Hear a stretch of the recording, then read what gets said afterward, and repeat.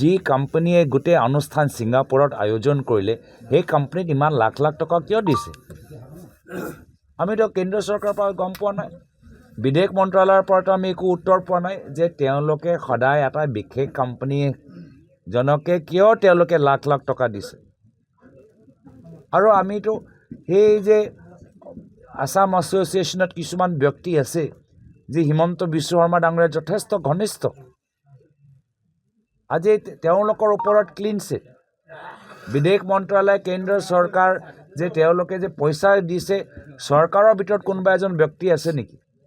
যিগৰাকী শ্যামকানু মহন্তৰ লগত ভাল তাৰ ওপৰতো কোনো তদন্ত নাই কোনো কথা নাই তো এই কাৰণে আমি